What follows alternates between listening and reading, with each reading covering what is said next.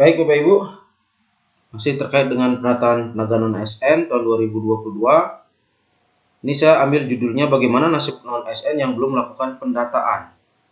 Karena banyak pertanyaan di channel saya. Ini saya tampilkan, Bang bagaimana kalau belum terupload datanya BKN sudah tutup, tolong solusinya. Kemudian, ini ada juga yang dialami oleh penanya, mohon solusinya saya belum mengakhiri resume baru sampai pengisian riwayat pekerjaan, tapi ketika login yang muncul langsung ke tahap resume, tapi tidak ada keterangan kembali ataupun selesai. Tidak ada keterangan download akun di bawahnya. Ini dilakukan setelah tanggal 30 September 2022 kemarin. Bapak Ibu, saya akan jelaskan bahwa sebenarnya nanti akan Bapak Ibu bisa lakukan kembali pendataan ini. Tapi ada tahapannya dan ada caranya biar nanti Bapak Ibu tidak terlewat. Silakan simak video ini sampai akhir. Ya, biar Bapak Ibu yang belum menyelesaikan ini tidak terlewatkan informasi atau tahapannya. Nah, yang pertama saya akan jelaskan dulu mengenai siaran pers BKN yang dirilis tanggal 30 Agustus tahun 2022. Di mana saya ambil intinya saja di sini bahwa skema pendataan tenaga non-ASN ini dibagi menjadi 3 tahap. Yaitu sebelum prafinalisasi, kemudian tahapan prafinalisasi yang 30 September 2022 ini, kemudian yang terakhir nanti tahap finalisasi pada tanggal 30 Oktober 2022. Oke. Nah, di tahap sebelum prafinalisasi ini, instansi melakukan import data atau inject data. Ya, memasukkan data Bapak Ibu ke dalam sistem BKN, sehingga bagi Bapak Ibu yang sudah didaftarkan NIK-nya atau inject data ini bisa membuat akun dan melengkapi pendataan. Nah, ini kan sudah Bapak Ibu lakukan bagi yang sudah. Kemudian setelah data Bapak Ibu masuk, ini ya yang sudah membuat akun dan melengkapi pendataan sampai tahap resume, maka instansi akan mengecek lagi data Bapak Ibu. Karena nanti akan diumumkan di tahap prafinalisasi.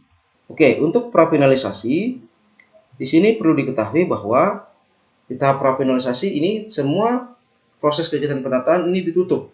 Sehingga inilah yang dialami oleh Bapak Ibu setelah tanggal 30 September 2022 kemarin, tidak bisa lagi melakukan pengisian data. Bagi yang bisa login langsung ke tahap resume. Padahal belum ada data yang diunggah ataupun diisi mungkin sebelumnya. Ini jangan khawatir Bapak Ibu. Kemudian pada tahapan ini, pada tahapan prafinalisasi nanti akan diumumkan daftar tenaga non-ASN yang masuk pendataan awal atau uji publik. Nah, bagi Bapak Ibu yang sudah menyelesaikan pendataan kemarin, yang sudah sampai tahap resume, cetak kartu informasi akun dan cetak kartu bukti pendataan. Ini nanti cek nama Bapak Ibu yang tenaga non-ASN ini, nanti cek pengumuman instansinya apakah nama Bapak Ibu masuk atau tidak di pengumuman ini. Nah, kalau tidak masuk, apa yang harus Bapak Ibu lakukan? Nah, ini bagi yang belum menyelesaikan resume dan yang belum membuat akun.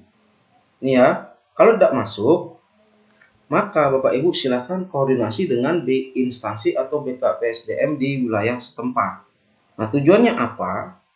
Nanti biar BKPSDM atau instansi Bapak Ibu tahu bahwa ada mungkin 1, 2, 3 orang atau mungkin banyak orang di instansi tersebut yang belum melakukan pendataan non-ASN ini, sehingga nanti pihak instansi atau BKPSDM bersurat ke BKN untuk meminta perpanjangan waktu pendataan tenaga non-ASN ini.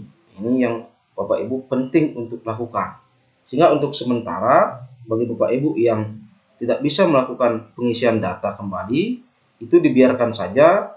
Bapak Ibu tunggu dulu hasil pengumuman pendataan awal ini atau uji publiknya. Baru nanti Bapak Ibu cek nama Bapak Ibu masing-masing. Oke, jelas ya di tahap ini Bapak Ibu. Nah, ini jangan sampai nanti terlewatkan. Nanti Bapak Ibu diam-diam saja. Nanti instansi tidak tahu nanti ada Bapak Ibu yang tercecer atau belum masuk pendataan, sehingga kalau tidak melakukan permintaan perpanjangan waktu ke BKN, maka di instansi Bapak Ibu tersebut tidak akan bisa Bapak Ibu melakukan penyelesaian pendataan non-ASN ini. Ini penting Bapak Ibu, koordinasi. Kemudian ketika BKN sudah memberikan perpanjangan waktu, nanti Bapak Ibu yang tercecer atau Bapak Ibu yang sama sekali belum membuat akun nanti bisa membuat akun dan melengkapi pendataan sehingga bisa menyelesaikan ini proses pendataan non-ASN ini. Nah, selanjutnya nanti tahap finalisasi. Tahap finalisasi ini sudah tahap akhir Bapak Ibu. Nanti instansi akan mengecek lagi data Bapak Ibu yang sudah diberikan perpanjangan waktu. Ini adalah pengecekan akhir atau tahap finalisasi. Kemudian setelah dilakukan pengecekan akhir, nanti instansi akan menerbitkan SPTJM atau surat pertanggungjawaban mutlak sebagai hasil akhir pendataan. Untuk selanjutnya diumumkan hasil akhir pendataan non-ASN ini. Nah, Bapak Ibu selaku tenaga non-ASN, ya silakan mengecek pengumuman dari instansi masing-masing, atau mungkin nanti bisa lewat BKPSDM-nya atau instansinya dan lain sebagainya. Yang jelas nanti kan akan diumumkan, ini ditunggu saja. Nah, informasi ini saya komparasi dengan berita Bapak Ibu. Ini yang dari JPNN. Hari ini uji publik penataan non-ASN dimulai. Honorer yang belum didata bagaimana? Nah, ini beritanya tanggal 1 Oktober 2022 kemarin. Ini berita baru ya Bapak Ibu.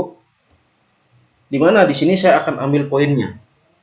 Proses penataan non-ASN sudah masuk tahap uji publik. Ya, masing-masing instansi diwajibkan mengumumkan daftar tenaga non-ASN yang masuk dalam penataan. Nah, ini sudah saya jelaskan tadi.